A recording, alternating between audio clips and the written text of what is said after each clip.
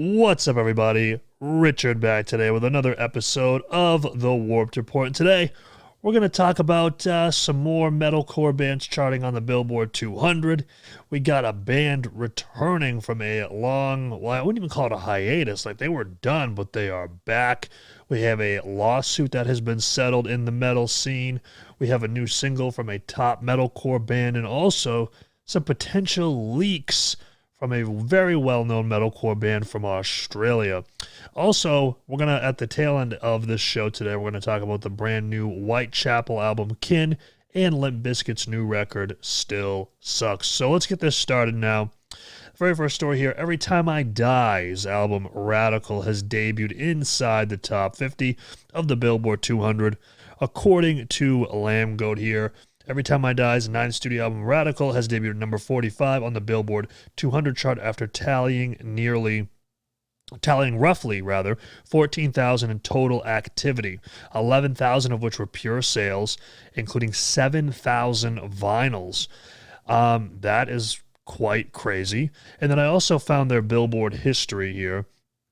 So actually charting at number 45, looks like, their previous albums will go back and starting in 2016. They were at number 23 is where they peaked.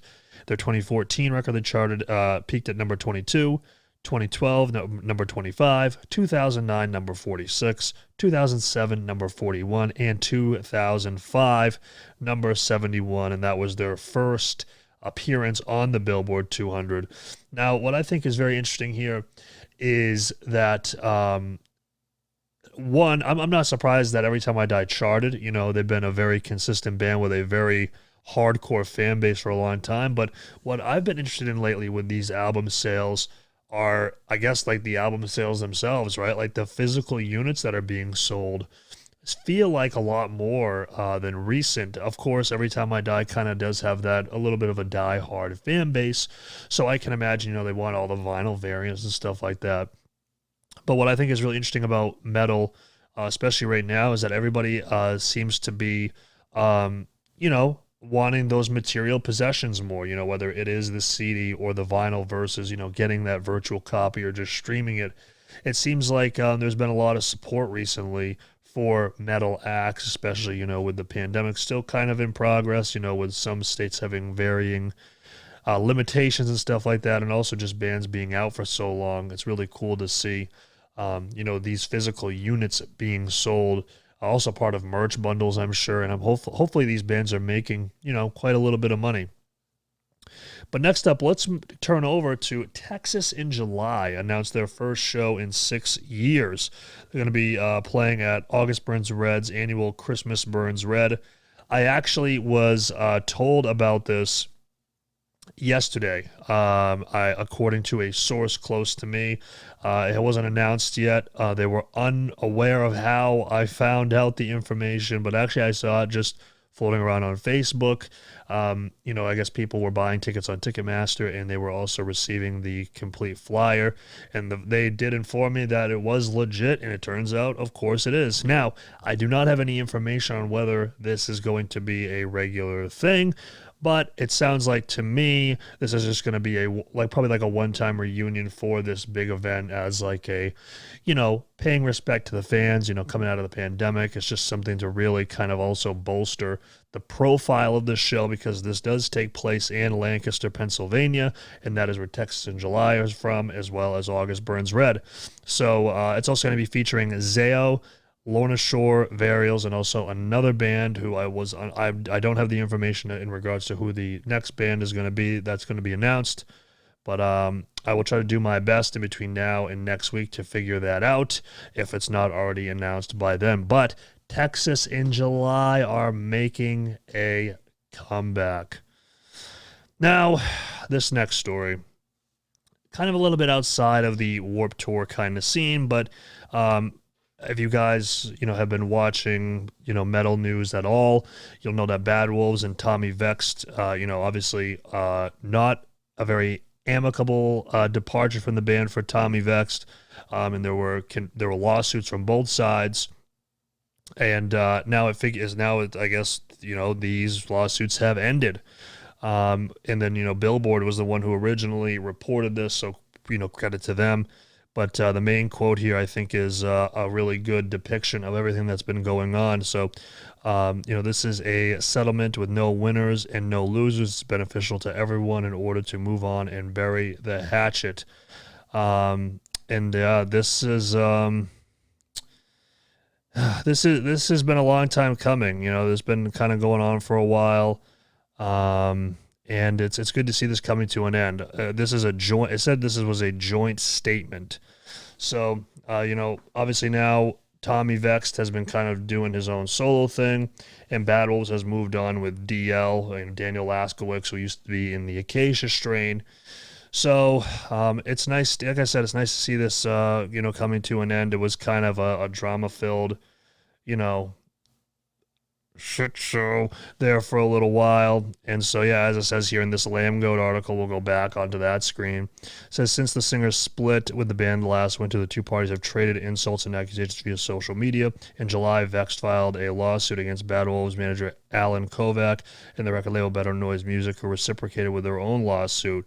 And Tommy Vext also claimed that lawsuit came due to his, political ideologies. Obviously we don't know anything involving that, but the lawsuits have been settled. Both of these guys, and this, Tommy Vext, this guy in this band, Bad Wolves, are going to move on, and hopefully that is the end of this craziness. Next up, we have a new single coming from We Came as Romans on November 10th, 2021, titled Daggers. This comes, we have some, looks like some press stuff here, or a press packet of some kind from Sharp Tone. So that will be coming. That's always very exciting. I've got some really nice promo pictures here from the guys as well. But yes, new We Came as Romans single Daggers coming out November 10th, 2021. And then this was kind of interesting. So I saw this posted on Reddit, and it has since been deleted, but I'll explain why we're talking about this. So it says the new Northlane album is Obsidian to be released March 25th, 2022. At the time when I was reading this, it also listed the tracks and whatnot. But the reason why I want to talk about this, obviously it's been deleted for a reason, because it's a leak. And how I know that is because I saw him commenting here, but if you look up Josh Smith, this is the guitarist for Northlane. It even says it here. And they're wondering if, maybe they heard this on Northlane's Patreon, and they said that they did not discuss this on Patreon. It's 100% leaked info. And then if you go down, he also had another post in which he says, firstly, I'm vastly disappointed that, the Metalcore subreddit is allowing leaked information to be left up like this. Secondly, I can confirm that the information is not all accurate. I'm happy you're all excited, but it's bittersweet for me to drop in and see this. So we're not exactly sure what parts are true and what aren't. It could be that the date's wrong, but the track lists are correct or whatnot. But also this post does say that there's going to be the first single from this titled Echo Chamber also out on November 10th. So we'll see what's true and not true here. But when the guitar player of the band is commenting and giving, some credence to some of the stuff contained in these posts, of course, I want to bring that information to you. So looks like there's some new Northlane on the horizon here, whether on November 10th being the first single or March being the full record. And, obviously singles leading up to that remains to be seen. But now let's talk quickly about the new Whitechapel record, Kin, and then Limp Bizkit. So the new Whitechapel record, I absolutely loved it. Obviously a little bit more, there was some heavy in there, of course, some more of that patented deathcore that Whitechapel does, but it was definitely a little bit softer. And I think that they did a really nice job of kind of creating an atmosphere that really mimicked the emotion of the songs very, very well. I love the song Orphan.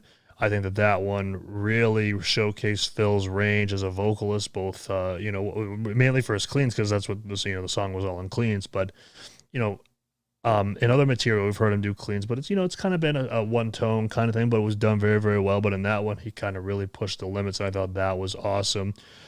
I would say that my favorite song overall was A Blood-Soaked Symphony, and I gave this record a 9 out of 10. I was a big fan of it. Been a big fan of Whitechapel for a long time, and I'm happy to see them, kind of doing that style. They do it very, very well. And lastly, let's talk about the new Limp Bizkit record, Still Sucks. Limp Bizkit, is back, baby. I was in shock. This record was phenomenal. My top 3 tracks: number 1, Pill Popper, number 2, Out of Style, and number 3, Dirty Rotten Biscuit. There was a lot of different styles on this record, including some pop punk. There was like a Lifehouse riff in there. There was one that reminded me of TLC, even. A song that reminded me of TLC. And, Limp Bizkit, I mean, they dropped the hammer with this record. I think Wes Borland came up with some of the coolest riffs I've heard from him, including, that riff for Out of Style. If you have not heard that song, if you heard that riff in any metalcore song, you would go nuts. And this is for Limp Bizkit. You've got to check out Out of Style, Pill Popper, Dirty Rotten Biscuit. You really got to check out the whole record, because I gave that record probably I think it was an 8.7 out of 10. I absolutely loved it. It was so cool to see them come back in such a cool way. There was even a cover on there of a song from an Australian band from the 80s, which I didn't know about at the time when I was doing the review, but it was still pretty cool nonetheless. There's even like a mock interview between an interviewer, who was obviously Fred Durst, talking to Wes Borland for like 2 minutes just randomly. The album is so fun, so entertaining, and you've got to check it out. So there you guys have it. I gave Whitechapel a 9 out of 10, Limp Bizkit an 8.7 out of 10. And how I give those grades, by the way, is I grade each song as I listen to them, and then I average the scores together. But with that, guys, did you pick up any of that Every Time I Die, physical merch or physical CDs, vinyls, or anything like that? Are you going to be going to that Christmas Burns Red? I know a lot of people want to make the trip to go see Texas in July again. Bad Wolves, I mean, did you follow all this crap? I mean, what do you think of this finally coming to an end? You excited for the new We Came as Romans and the new NORTHLANE? I mean, what do you guys think of these rumors? I mean, I'm not sure what to make of it. And lastly, what did you think of the new Whitechapel and Limp Bizkit records? Let me know all your thoughts down below, and I will see you next week for another episode of The Warped Report here on the Out of Line YouTube channel. But until then, stay safe, and I'll see you later. Peace.